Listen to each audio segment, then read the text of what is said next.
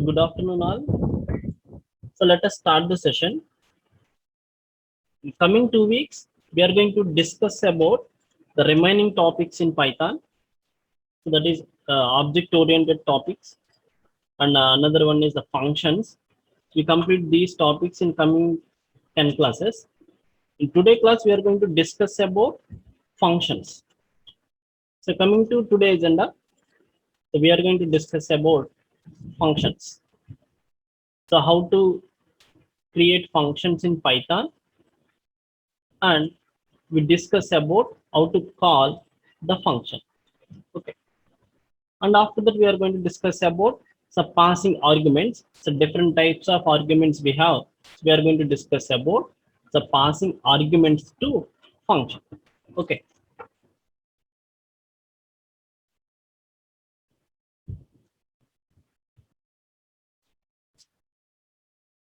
so what is a function? So up to now we write many programs. In all the programs we write the number of instructions. So for example, if you write a program for addition of two numbers. So how we write the program? So first line, you are going to read the value of first number. So after that, read the second value, that is read B.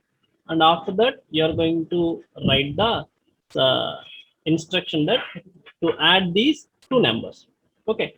So by using this program, you are going to add only two numbers only one time. Okay, now coming to function. So what is a function means? A function is a set of instructions. That means we can write these instructions as a set, and for this set, we are going to give a name. Okay, so first we see the definition. A function can be defined as a set of instructions. Python allows us to divide a large problem into the basic building blocks known as functions. So, for example, you all are know the array concept. I hope you all are know the data structures. In the data structure, there is a concept of stack. We create the stack with the help of array. Okay, there are different operations in stack. So, for example, the pop, and second one is push and display. So these are the different operations you are going to perform on this array.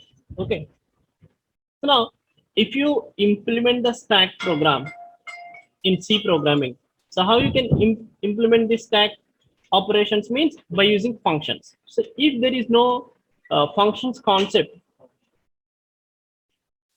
then you are going to write all the instructions in main program only.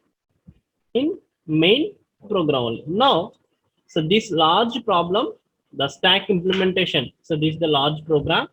Now we are going to divide this large program into functions. Those functions we are called as a basic building blocks. Okay, the basic building blocks is nothing but for this stack, the functions are pop, push, display. So now, so these three are the building blocks for this program stack. Okay. Now, what are the advantages of functions? If you write a large, if you divide a large problem into building blocks, what is the advantage we have? The first one is avoid the writing the same code. So what is the meaning of this? Here, if you take this pop operation, so pop. Now, so this pop function have some instructions. Let us assume so this pop have some 5 instructions to insert an element into array. Okay, now if you are not using these functions concept, then you are going to insert only one element. Okay, if you want to insert another element means now you are going to write the same instructions, these 5 instructions one more time to insert another element.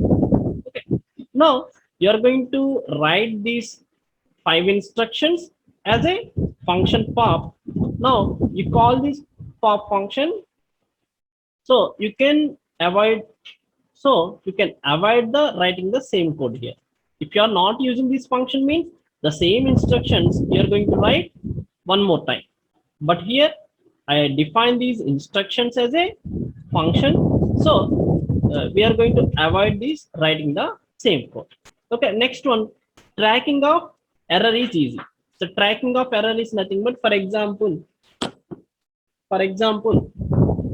take this sub push function. The purpose of the push function is you are going to insert an element into array. Okay, now so when I am deleting an element, we don't get any error. Then, for example, if you are inserting an element, then we got the error means now you are going to check the code of this push function only. If you write all the instructions in same program, then it is very difficult to track the error. But here you divide the problem into sub problems, you get the a problem in display function, then you are going to check the instructions in display function. So not in all the functions in the program. That means the tracking of error is easy. And reusability. So reusability is nothing but you write the instructions once, by calling them you can execute number of times. Okay, so that we are called as a reusability. So what is the advantage of function means? The first advantage is reusability of the code. You write or define the function one time and you are going to execute these function instructions when we require. Okay, so coming to syntax in Python. So how we define a function name? So for example, you all know the C programming. In C programming, how we can define a function? So how? So there is a return type. So this is the return type. So after that, sorry. So this is the syntax in C. Is write the function like this: return type, function name. In brackets, you are going to give the arguments. So after that, open bracket. So these are the instructions and close the bracket. This is the syntax in C to define a function. Similarly, in Python, so how we can define a function means by using def. Def is a keyword. After that, you define this function name. In brackets, you are going to give the arguments. In few moments, we are going to discuss about the arguments. That is assume here you are going to give the arguments. And after that, you write the instruction. Okay. So this is the example. So here, so this is the add function defined. In this function, so these three are the instructions. Okay. So we execute this program.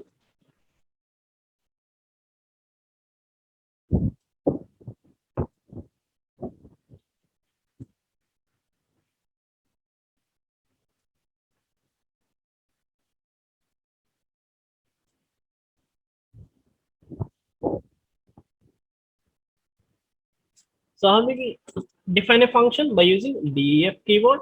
So def, after that, define the function name. For example, the function name is add. After that, colon for indentation. In C, we are going to use flower brackets. In Python, instead of flower brackets, we are going to use the colon for indentation. Okay. So what is the function here? We are going to add two numbers. So we are going to take two variables. So one is A. So another one is B.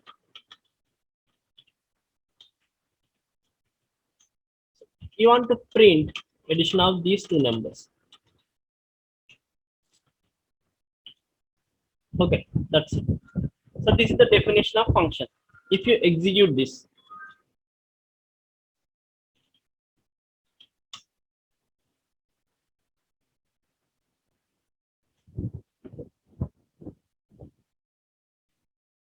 okay, if you execute, it does not display anything, does not read anything from the keyboard. Why? So here we define the function. We cannot call the function here. Okay, this is the only function definition. Here we don't call this function add. So how we call the function means with the help of function name. If I call like this add, now this is the function call. So this is the function call. Okay, if we execute, so now if I enter 10, 20, now it displays 30. What happened here? So this is the function call. When the function call is encountered, then the control goes to the function definition. what is the function definition here? This is the input. You are going to read the value from keyboard, that is 10. So that is assigned to a variable A. Second 20 is assigned to variable B. After that, you are going to print A plus B. So that is 30. Okay. So now, so we are going to see, so what is reusability? So reusability is nothing but, here we are writing that, here we write the add function. We call the add function only one time, but if you call 10 times or if you call 3 times, then this 3 add function executes 3 times. Okay, now you see that here the add I call 3 times to execute this. You observe that in first time I enter 10, 20, it returns 30. I enter one more time, 11, 12, 23. So 45, 3. So 48. So how many times I call the function add? 3 times. So I write these 3 instructions only one time, but I call these 3 instructions 3 times. That means I reuse this code, and so by using these functions, we reduce the code also. If you are not using these functions, you write 9 instructions for this program. Instead of 9 instructions, here we write only the function called 3, and this is the function definition. Okay. So this is about introduction to functions. How you define the function, so how to call the function. Okay. So now we are going to see one important point in functions. So that is, in Python, all functions are called by reference. Okay. So called by reference. So what it means? So call by reference. What is the reference here? For example, you create a variable. For example, I create a variable A equals to 5. A equals to 5. Now, if I call a function, I hope you all are complete C programming. In C programming, there are 2 concepts. One is call by reference. Call by reference, and another one is call by value. Call by value.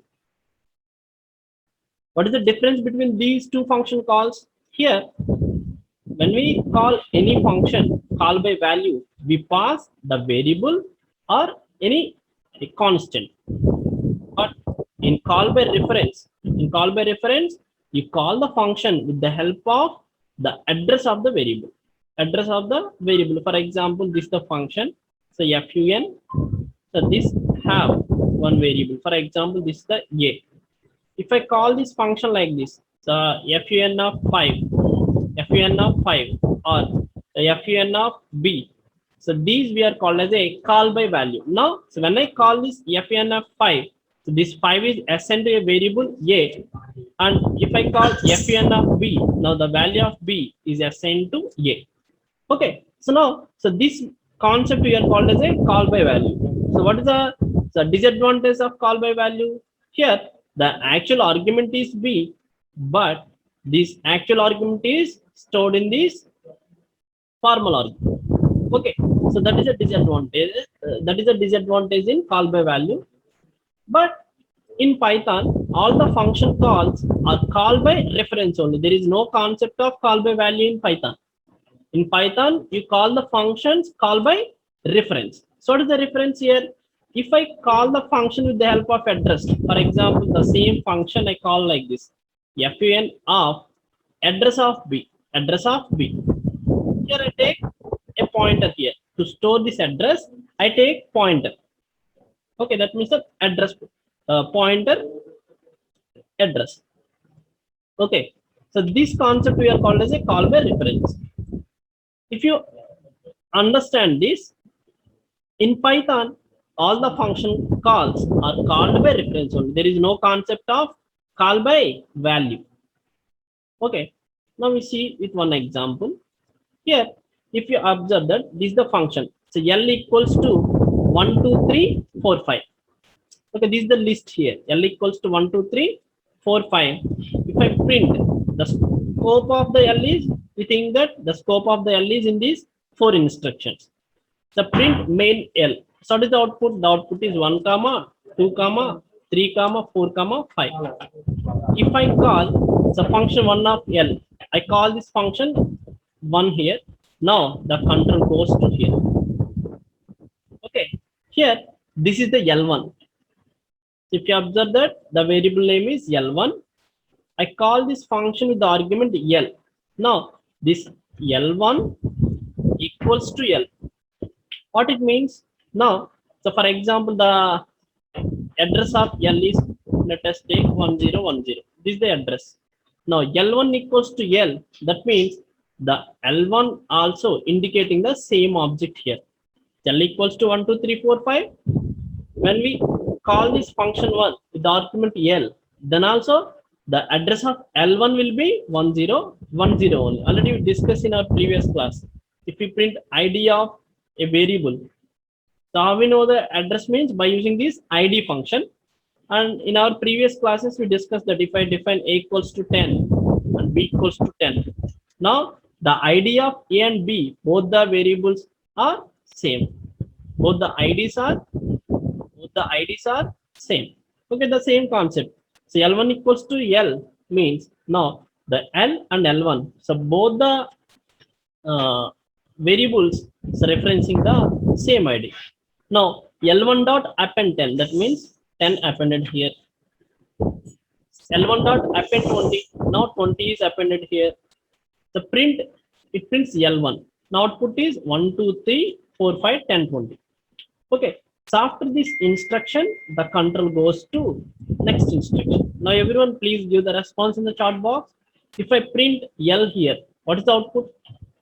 If I print L here, what is the output?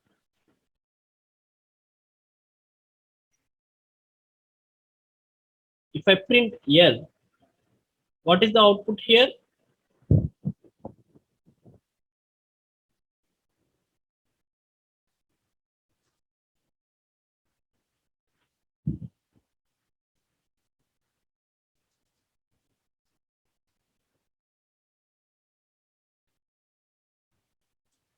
Okay. So what is the output here? The output is 1, 2, 3, 4, 5, 10, 20 only. Yes. Okay. So if you observe that the L and L1, so these two are the two different variables, but so by using here we assign the value to L1. So both have same ID. Both variables have same ID. We execute this program.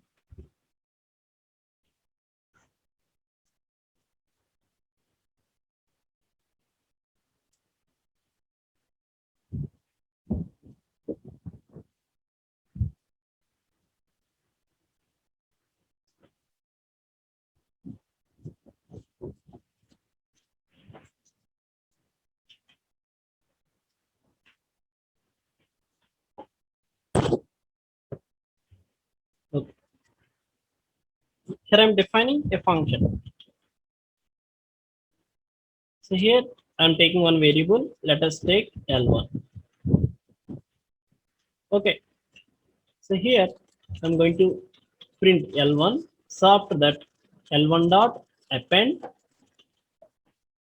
10, L1 dot append 20.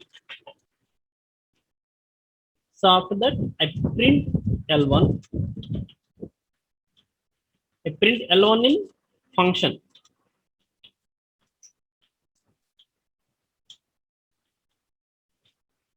Okay. So actually in main, we are going to take one L value. Let us take, this is 1, 2, 3, 4, 5. So this is the list here. So after that, I call this function, so fun of L. Okay. So before this, I print L value. For differentiate the variables, I print L here. So similarly here also, we take L1. So these two are the two variables. Okay. So after calling function L, again we are going to print the L variable. 。 . 。 。 . 。 . 。 . 。 . 。 . 。 . 。 . 。 . 。 . 。 . 。 . 。 . 。 . 。 . 。 。 . 。 . 。 。 . 。 。 . 。 。 . 。 。 . . 。 . 。 . 。 . 。 . Okay. Sorted output here.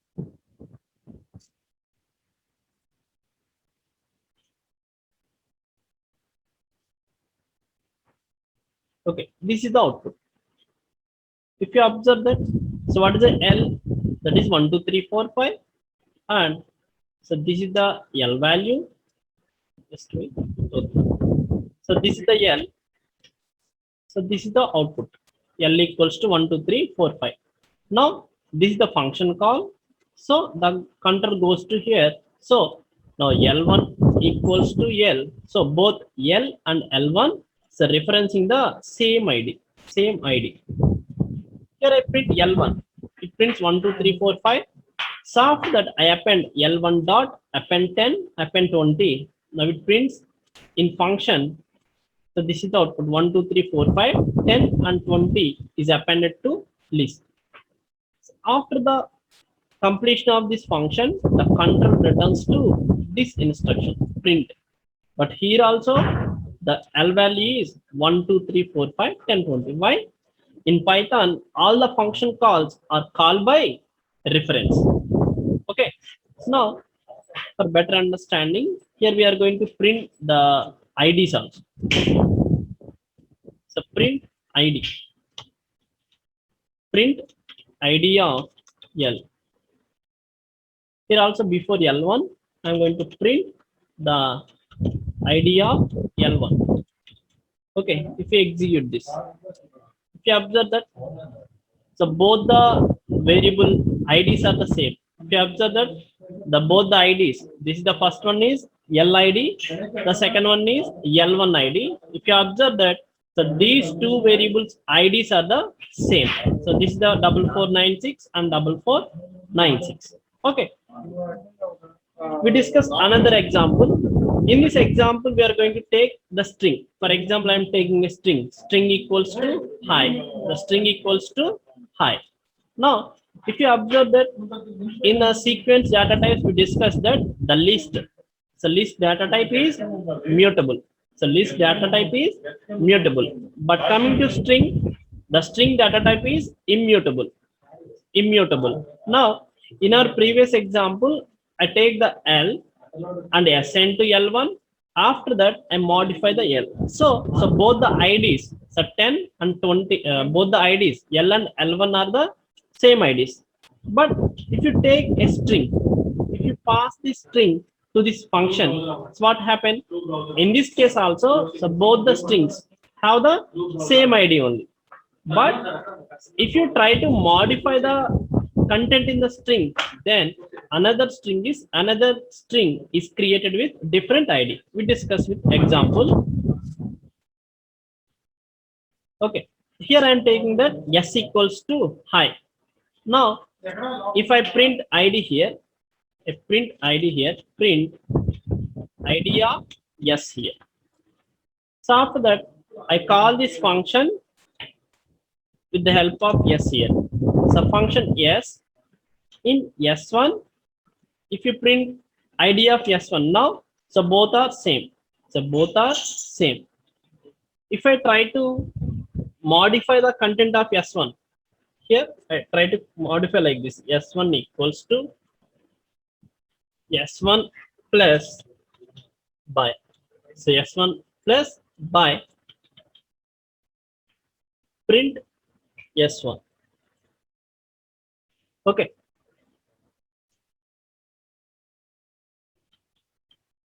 Print yes here.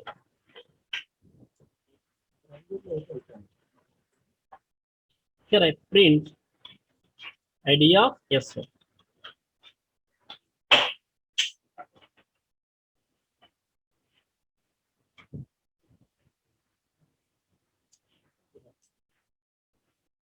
Just wait.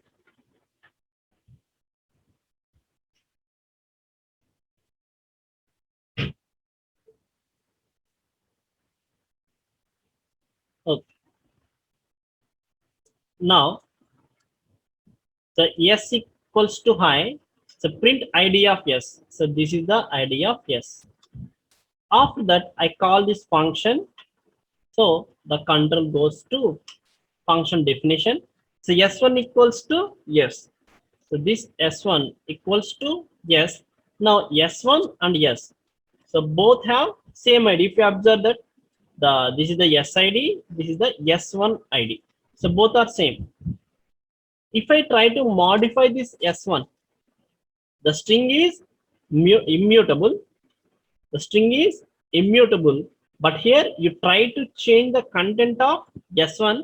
So another object is created here with different ID. Okay, now the ID of S1, here I print the ID of S1. So this is the ID we get. Okay, so after that, we print the S1, it prints hi, bye. Okay, I hope you all are understand. So call by reference here.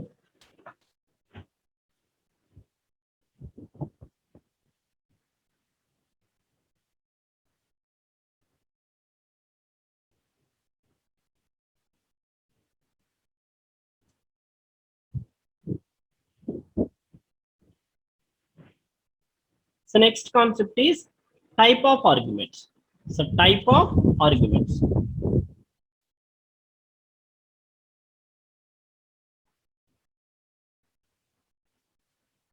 So there may be several types of arguments which can be passed at the time of function call.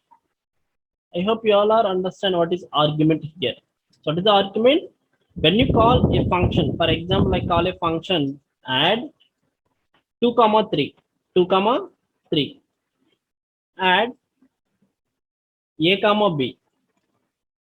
So these 2, 3 are the arguments to the function add. Similarly, a, b are the arguments to the function add here. Okay. So now we discussed that. So what are the different types of arguments we have in Python? Okay.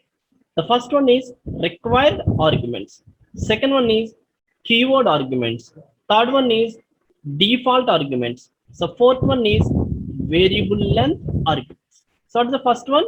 Required arguments. So required arguments is nothing but, for example, you define a function with 4 arguments. Then you are going to pass so 4 arguments at the time of function call. So this is the example here. First we see the definition. Required arguments are the arguments which are required at the time of function call. It matches the both function call and definition. Okay, what it means, whenever you define any function, so for example, I define a function add with 3 arguments. So for example, so a comma b comma c. Okay, I define a function like this, add a comma b comma c. Now when I call this function add, so compulsory I am going to send so 3 arguments, 1 comma 3 comma 5. So how many arguments we have here? 3 arguments. If I call add 1 comma 3, then it returns an error. So why?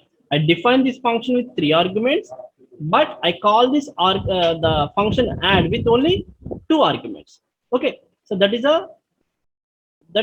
about required arguments.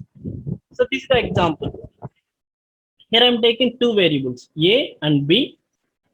So this is the function square.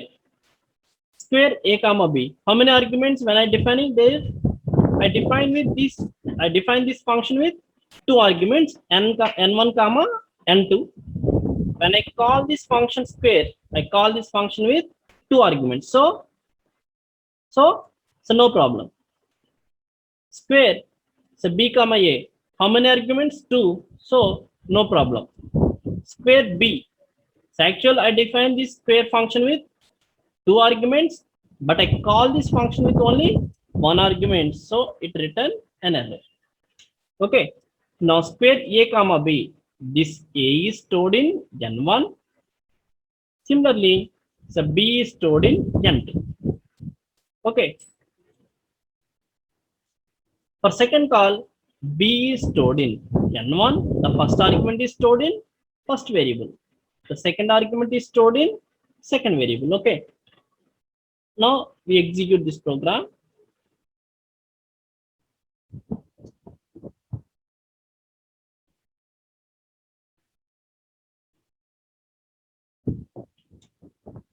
So def square of, I am defining this with 2 arguments. So n1 comma n2.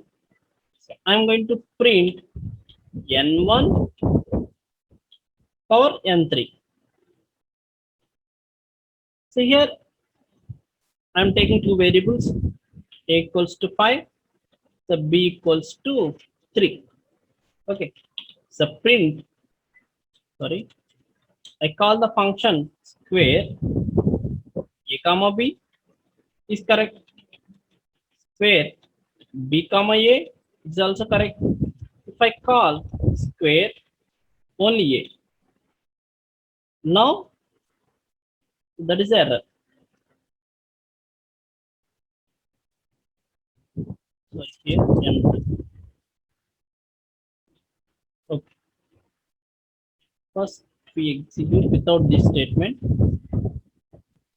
Okay, so this is the output for this program. So first one is so 5 power 3, second one is 3 power 5. So here the required arguments for the function square is 2.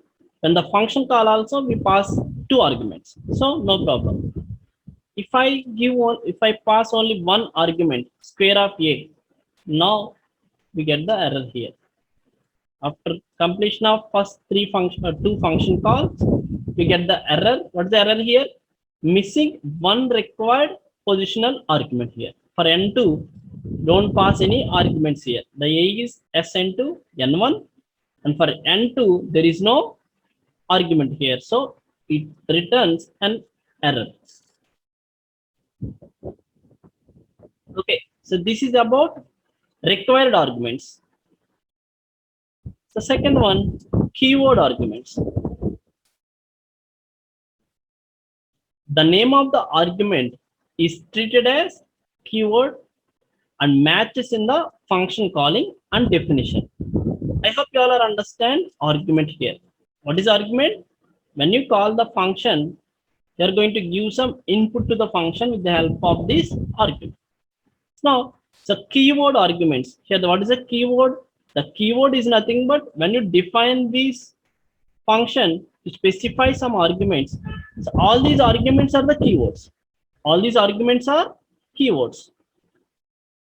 Now, so keyword arguments is nothing but the name of the argument is treated as keyword and matches in the function calling and definition. So for example, here I define a function square.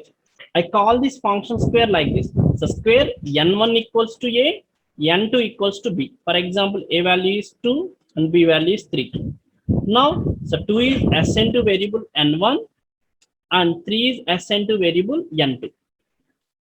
Okay, if I call n1 equals to b, n2 equals to a, now the 3 is assigned to n1 and 2 is assigned to n2. Okay, if I call n2 equals to b and n1 equals to a, now what is the b value? 3, n1 equals to 2. Now, so here I specifies that n2 equals to 3. Now this is the keyword. So 3 is assigned to n2 only, not to n1. Okay, this is correct. So n2 equals to b. That means the b value is assigned to n2 and n1 equals to a. So the a value is assigned to n1. Okay, so here in function call, I write like this. The 2 comma n2 equals to b. Now the 2 is assigned to n1. So n2 equals to b. That means the 3 is assigned to b. It is also okay. But if I write like this, n1 equals to 2 and b, at this time we got the error. Why? Here, this is the syntax here. When you are writing any keyword arguments, you can define the keyword arguments at the end of the function call only. If I define n1 equals to 2, now the next argument also must be keyword argument. Okay, for better understanding, we are going to execute this program.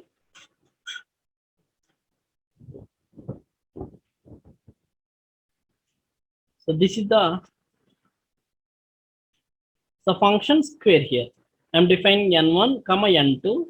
So here I assign n1 equals to a, n2 equals to b. Similarly, n1 equals to b and n2 equals to a. Okay. So write like this, where the n2 equals to b and n1 equals to a. We take small numbers 2 comma 3. Okay. Here square n1 equals to a and 2 equals to b means so 2 power 3, that is 8. So n1 equals to b, n2 equals to means 3 power 2, that is 9. So n2 equals to b and n1 equals to a means 3 power 2, 9 here. Sorry. So n2 equals to 3. So that means you want to print the 2 power 3 here. Okay, we execute this program. If you observe that 8, 9, 8. Okay. So n2 equals to b, that means you specify that the value b is stored in the keyword argument n2. Okay. So now we see another function called square of so n1 equals to 5, n2 equals to a. That means 5 power 2. Otherwise, write like this 2. That's it. Now we got the error. Okay. So what it specifies? It specifies that positional argument follows keyword argument. Okay, this is the error we got. If I change like this 5, comma n2 equals to 2. Now it returns some answer. Okay. So this is about the keyword arguments. Keyword arguments. So next one, so default arguments. Default arguments. So Python allows us to initiate the arguments here. So how we can define so default arguments means by initiating the value. Here n2 equals to 3 here. Define a function, the df square n1 comma n2. In this, define that the variable n2 equals to 3. So the default argument, if I am not passing any value to this variable n2, the default value is 2. If I call square a, so a is assigned to n1, that means it returns 2 power 3. So 2 power 3. Why? The n2 value is default argument. So n2 have some default argument. Here if I call a comma b, the 2 is assigned to n1 and 5 is assigned to n2. Okay. Similarly, n2 equals to a, n1 equals to b. In this case also, the n2 value is a is assigned to n2 and b is assigned to n1. So what you understand? So if you are not passing any values to these arguments, if you provide the default values to these arguments, then these variables take this default value. If you are not passing any value, okay, we execute this program.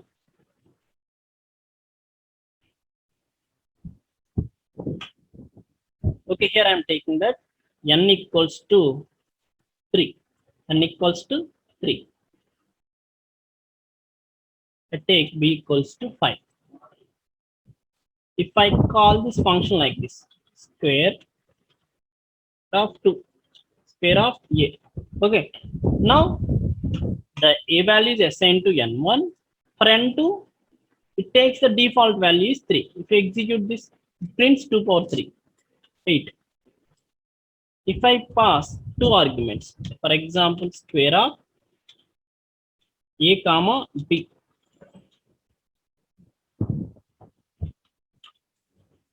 Now it is 2 power 5, that is 32. Okay.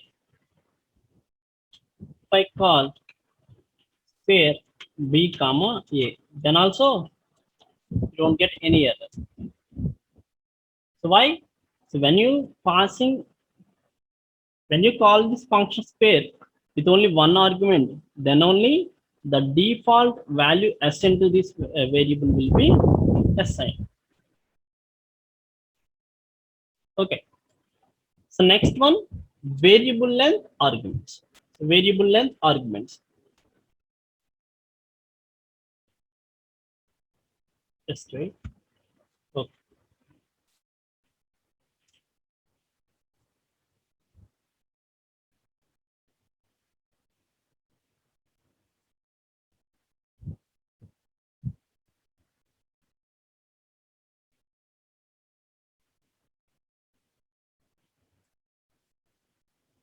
Python provides us the flexibility to provide comma separated values which are internally treated as tuple. So what is variable arguments? So variable arguments is nothing but, for example, I define a function with two arguments. For example, a comma b, a comma b. Now I call this function with two arguments. So function 2 comma 3, I call this function like this. Okay, so variable length arguments is nothing but, sometimes I call this function with 3 arguments, sometimes with 4, sometimes with 5. That means the length of these arguments, the number of arguments are changed. So first time I call this function with the help of 3 arguments, second time 4, so fifth time, another time with 5 arguments.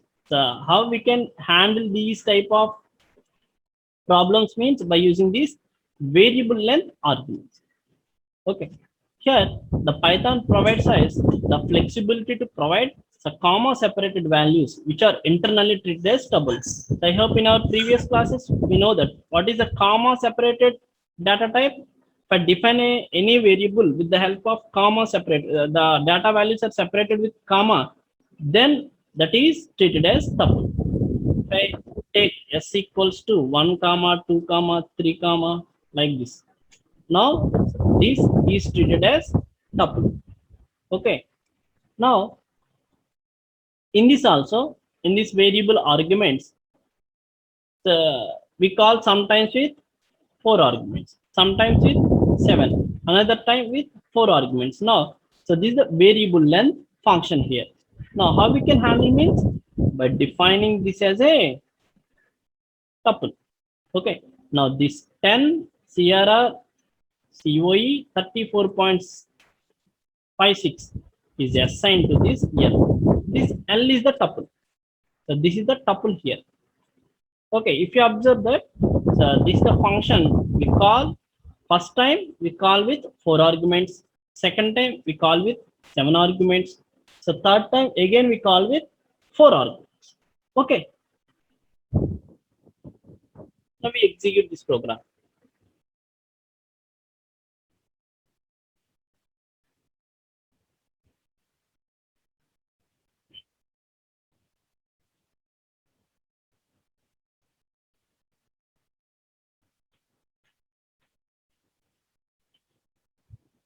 So DEF, I define a function like this.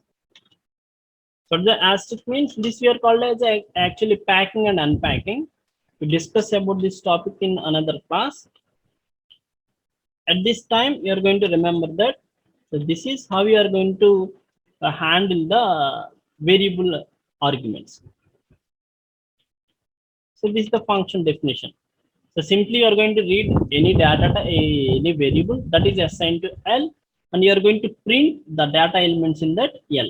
So whatever you are going to send, that is in the form of tuple. Okay, here I call this function like this.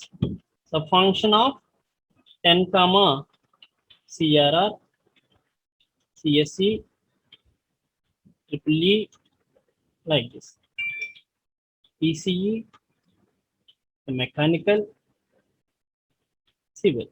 Okay, and I assign another value, let us 34.56. Okay, so how many arguments here? Here 1 2 3 4 5 6 7 8 arguments. 8 arguments. In another function called fun 1 comma 2 comma 3. So how many arguments? 3 arguments. I call the function fun with 3 arguments. So I call the function again. So this is the, for example, the content apple, banana, the 45, 89. Now I call this same function with four arguments. Four arguments. We execute this. Just read. Spelling mistake. Okay, this is the output. So what you understand here, you understand that the first function call, we call with 8 arguments. Then this function accepts these arguments. So why? So this is the L that equals to 10 comma CRR comma ECL like this. So this is the data assigned to L here. So this is assigned to L. Now, what is the type of this L? Everyone, please try to give the answer in chat box. What is the type of this L? If I print type of the L, if I print type of the L here, type of the L, what it returns? What it returns? Returns tuple.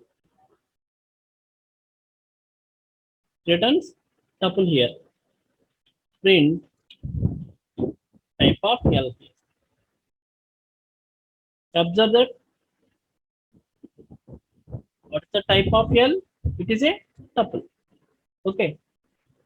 So this is about the variable queue, variable arguments. So thank you all. So we meet in tomorrow class. Thank you.